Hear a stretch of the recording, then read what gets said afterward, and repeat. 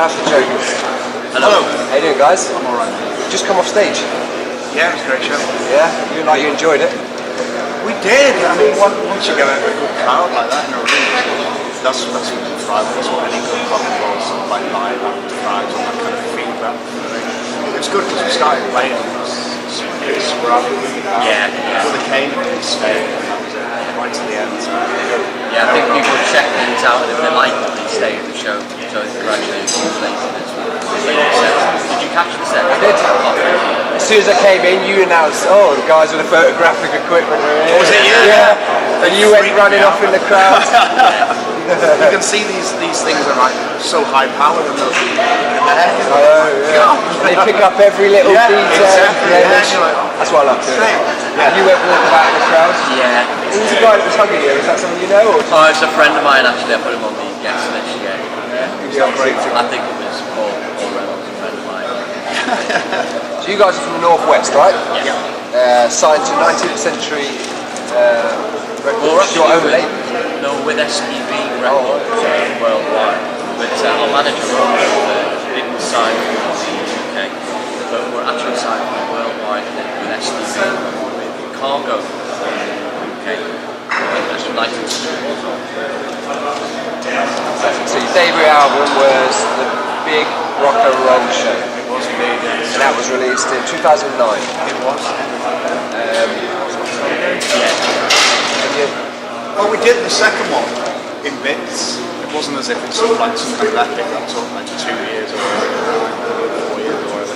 But we just did it when we could afford it. So we're working for a bit. So that's why it takes time. Both albums were self-financed, and we didn't sign the deal until the second album was finished. And on the strength of the album, we signed the next one.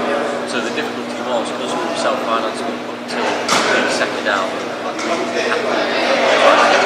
that's why there was quite a gap between the first and the second release. It was just a financial thing, so we done recording, when we could afford it. You did the first album with Mike Fraser.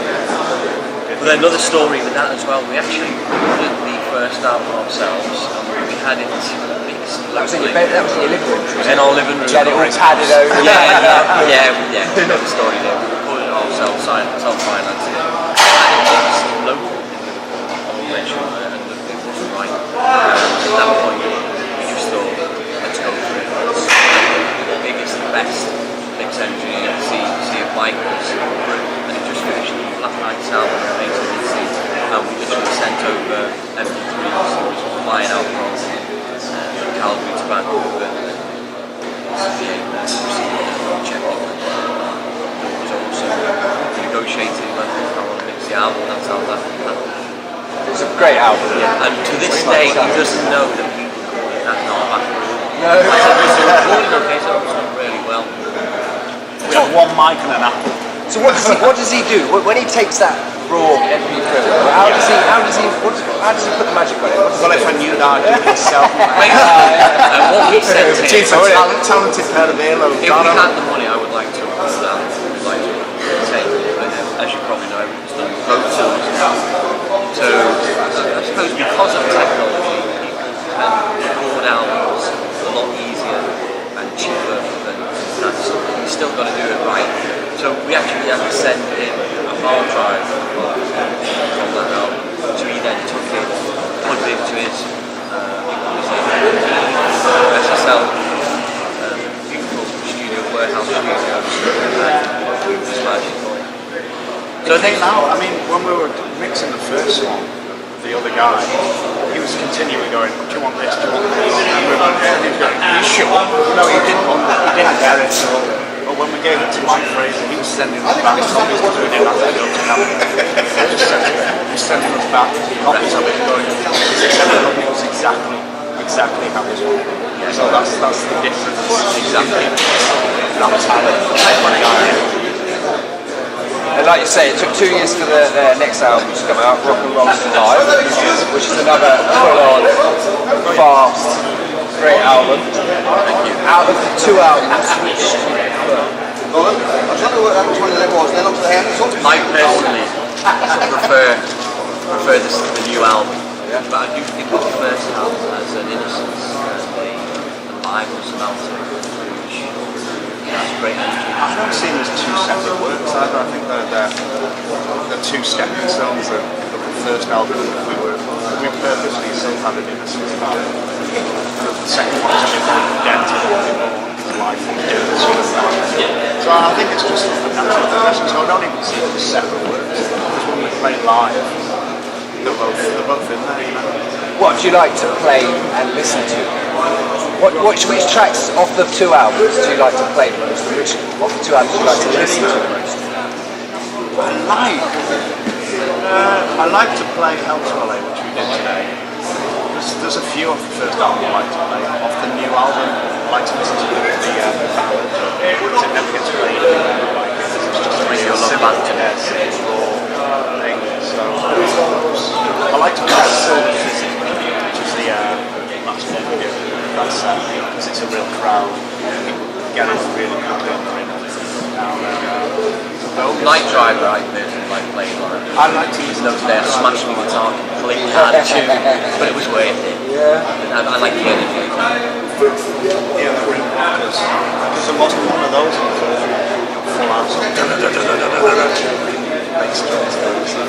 Why the name of Jokers then? I mean, there's stories about it, but we needed something that hits you between the eyes and is memorable. We thought that was. I love the art. Thank you very much. Who does the art? Company in Norwich called Top 2, and then they're actually working on computers now, into graphics, so they will be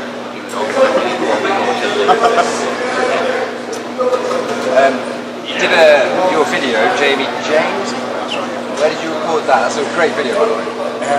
Belfast. The Belfast. Yeah. And who was you working with on that? I actually can't remember the guy, it was Alan, but I can't remember the name of his company. There was two lap dancers. Yeah, I know. The girl, the Irish girl, was actually Lovely fun there. Miss Universe. Oh, right. Jamie James. Yeah, she was one of the contenders. She was beautiful. I came up to her. Her ankle. It's a great time. You're getting a lot of airplay with the big guys. Are we? Apparently. I hope so.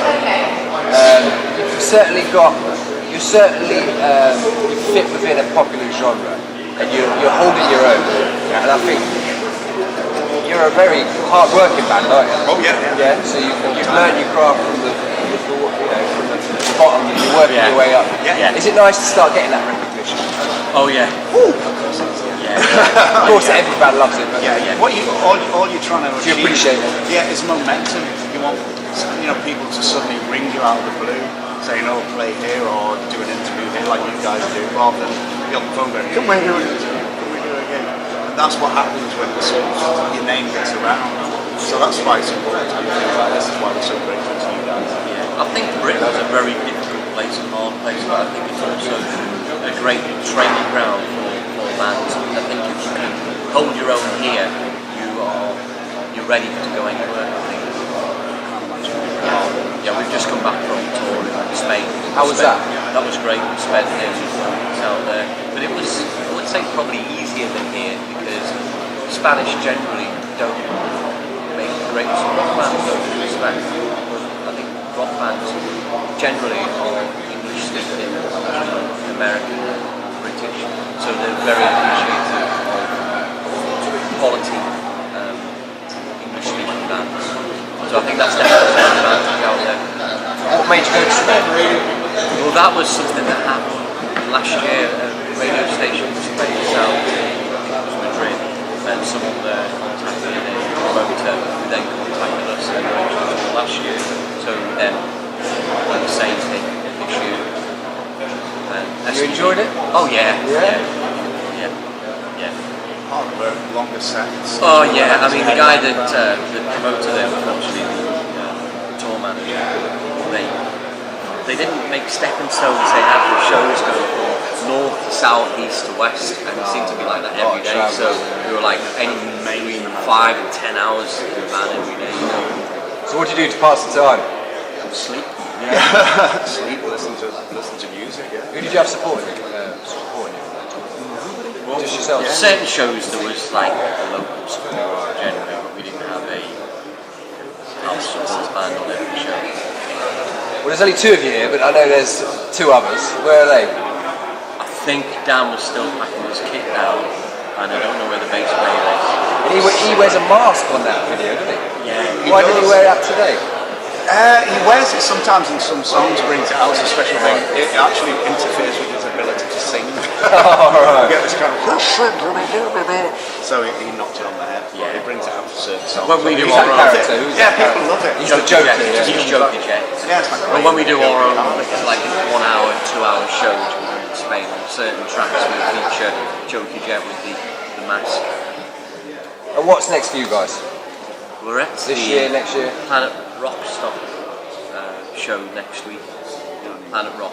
We're on the main stage there with FM, Uriah Heep, Snake Charm, and the record company has contracted us to have a new album ready within 10 minutes. So we're in the process of writing a new album right now.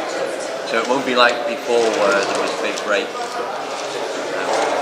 Well, I mean, sometimes it's good to have a break because it gives people time to digest the work you've already done. And you've got two albums out, two great albums out, getting some fantastic airplay. Yeah. And you know, like you say, you've now started to get that momentum that you feel. You know, you're starting to go on, the ball's rolling, you're getting good reviews. Slightly, but I mean, it's good to sit on something and float along with it for once instead of being pushing boulders uphill. Not to tie you to anything, but when would you like the third album to be released?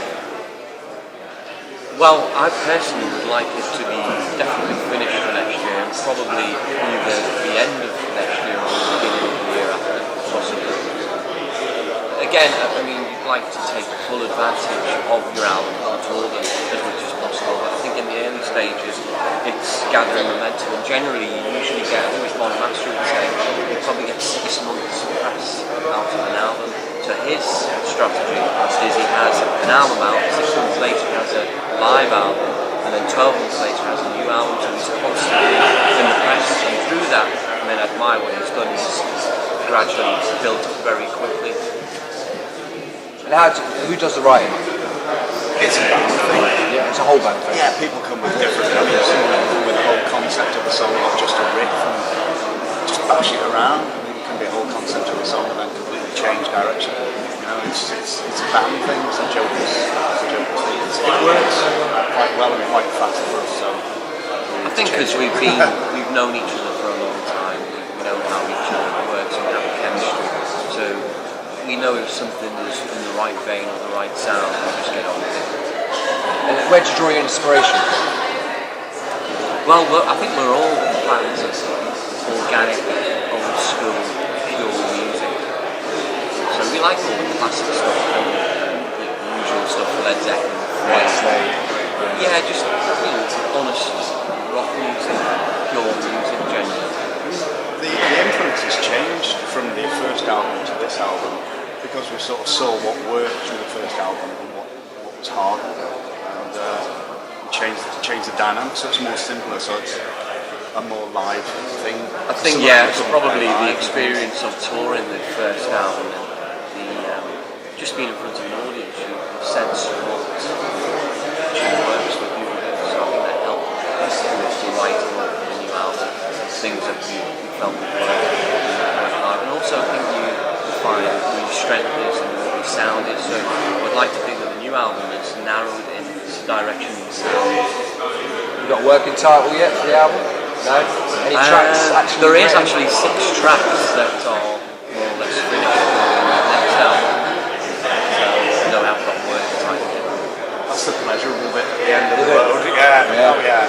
When you're Packaging thinking it of up. that, yeah. When you're thinking of that, it's like, oh right. The hard work's done. Yeah. It's easy.